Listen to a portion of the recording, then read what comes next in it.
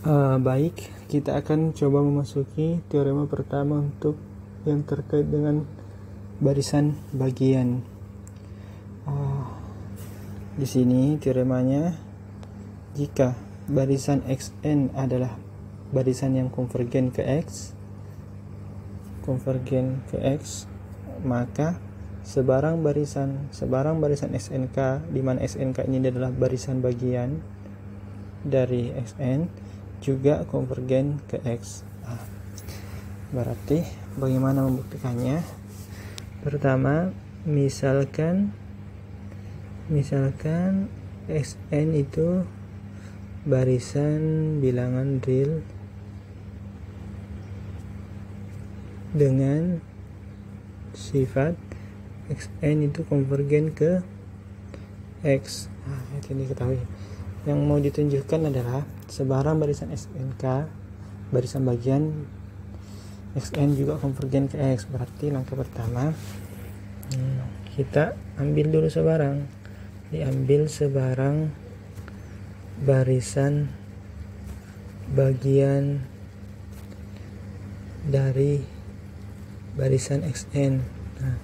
Katakan atau kita namakan barisan bagian itu seperti yang ini, xnk, seperti itu. Kita mau tunjukkan, jadi di sini yang mau ditunjukkan adalah bahwa SNK itu juga konvergen ke x. Bagaimana menunjukkannya? Gunakan saja definisi konvergen. Jadi untuk menunjukkannya, langkahnya itu ini. Berarti yang mau ditunjukkan kan ini, SNK konvergen ke x. Jadi ini menurut definisinya kan, untuk setiap epsilon besar 0 ada k elemen asli, sehingga jika n-nya besar sama dengan k, maka berlaku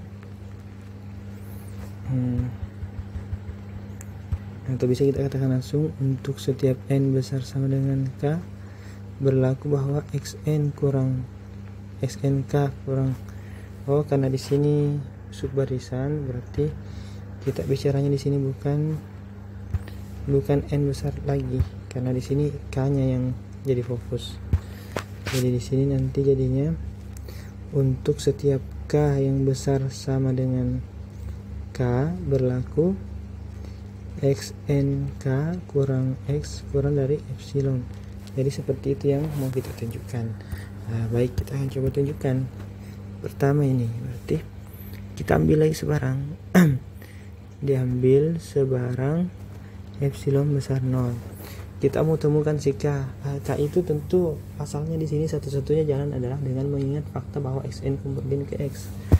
Berarti karena xn konvergen ke x, maka untuk epsilon ini pasti ada k elemen asli, sehingga untuk semua n yang besar sama dengan k, berlaku bahwa xn kurang dari x itu kurang dari epsilon. Xn dikurangi x itu mutlaknya kurang dari epsilon, seperti itu. Itu menurut definisi kokonvergenan. Selanjutnya, perhatikan bahwa ini adalah hal yang jelas. Tentunya ini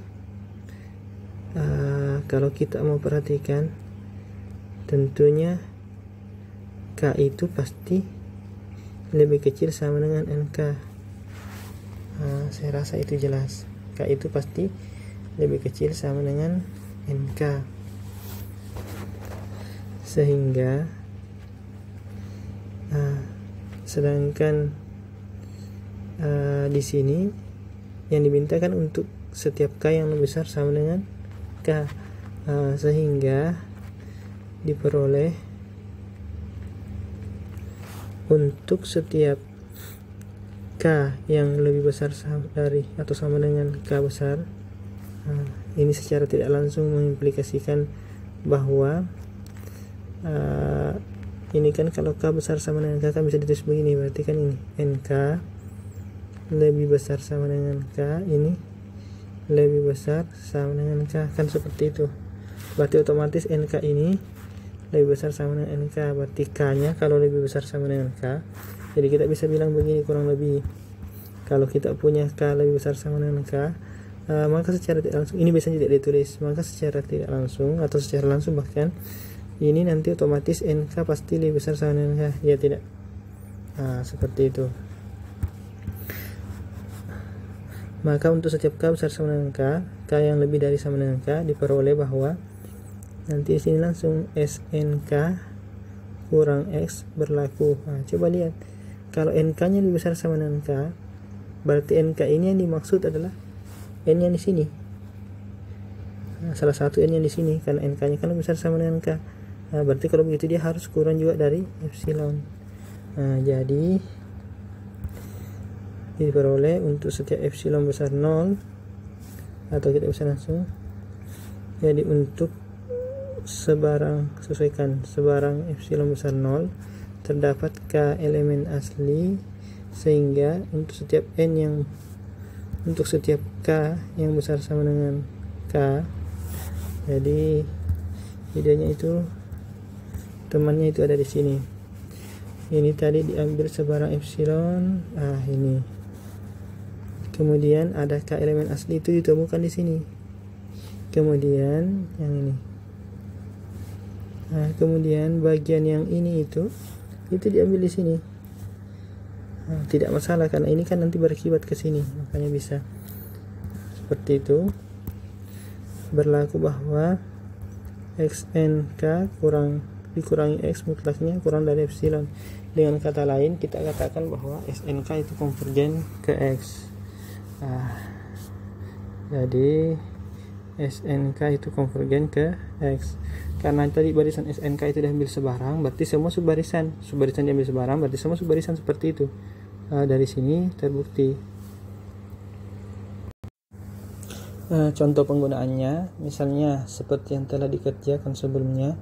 Misalnya kita diberikan B bilangan antara 0 dengan 1, atau 0 kurang dari B, atau bisa kita katakan B lebih dari 0 dan B kurang dari 1, maka limit B pangkat N itu sama dengan 0. Ini telah dibuktikan pada contoh-contoh sebelumnya dengan menggunakan dua cara. Bisa dengan ketaksamaan yang bernoli itu, kita bisa peroleh hasilnya nanti. Kemudian yang kedua bisa juga dengan memanfaatkan bahwa ini untuk membuktikan konvergensinya, atau untuk membuktikan bahwa B pangkat N konvergen, dengan menggunakan bahwa fakta dia itu monoton. Di sini kelihatan bahwa dia monoton, dan di sini ternyata bahwa dia barisan terbatas. Maka menurut teorema konvergensi barisan monoton, maka pasti B pangkat N konvergen. Katakanlah kita ingin melihatnya dengan cara lain. Tentu di sini kita harus ingat terlebih dahulu bahwa telah ada alasan untuk mengatakan B pangkat N itu konvergen. Cuma katakanlah kita belum tahu titik konvergennya. Kan dengan menggunakan konsep barisan monoton kita bisa tahu dia konvergen, tapi belum diketahui berapa nilai limitnya atau titik konvergennya berapa. Sekarang kita coba tentukan titik konvergennya dengan menggunakan teorema yang baru-baru tadi dibuktikan, teorema terkait dengan subbarisan. Langkahnya seperti ini. Kita pertama misalkan dulu, kan kita sudah pastikan bahwa dia ada limitnya dengan menggunakan ini konsep nomor 2. Misalkan itu limitnya B pangkat N itu adalah X, atau kita bisa tulis B pangkat N itu konvergen ke X. Katakanlah seperti itu. Selanjutnya kita bisa lihat ternyata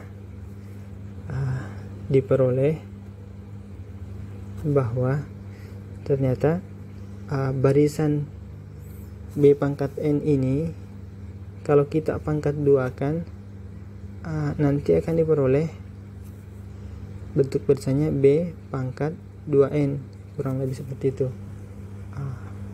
Maka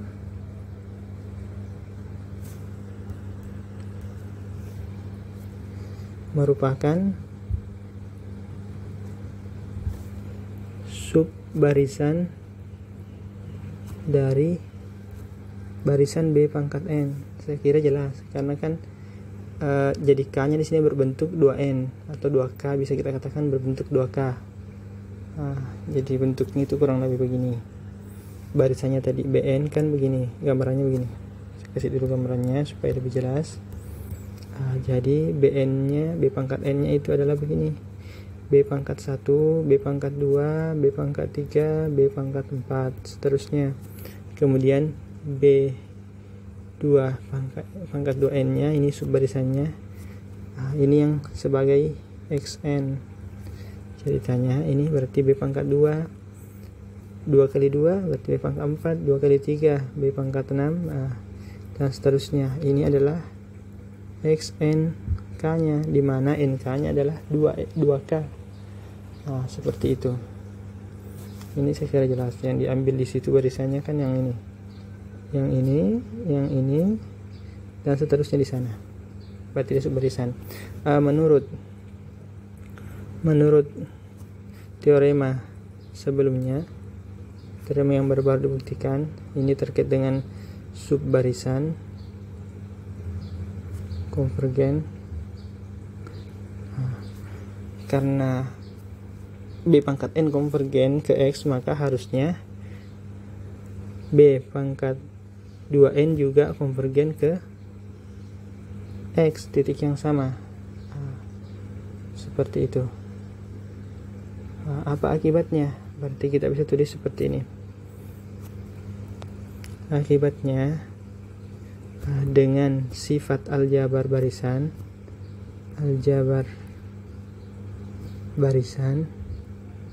kita bisa tulis x sama dengan limit dari b pangkat 2n. Ini diperoleh, jadi ini diperoleh dari sini. Kemudian ini sama dengan limit b pangkat n, ini pangkat 2. Di sini kita gunakan sifat aljabar, berarti limit ini bisa ditulis begini: limit b pangkat n, sifat aljabarnya di sini 2. Ini kan konvergen ke x kuadrat. Berarti akibatnya kita bisa simpulkan bahwa ternyata x sama dengan x kuadrat, atau hanya dua kemungkinan, yaitu x-nya sama dengan 0 atau x-nya sama dengan 1. Tidak ada kemungkinan lain. Sekarang kita ingat fakta bahwa b pangkat n itu pasti kurang atau sama dengan b untuk setiap n elemen asli, dan ini pasti lebih dari lebih dari 0. Tapi karena barisannya itu monoton, dan monotonnya itu monoton turun, maka pasti nanti titik konvergennya itu adalah paling tidak, kita kalau monoton turun biasanya infimum, atau yang jelas kalau barisan monoton itu titik konvergennya adalah suprimum atau infimum. Tapi dari sini jika kita lihat b ini kan kurang dari 1. Karena b kurang dari 1, maka pastinya suprimum dari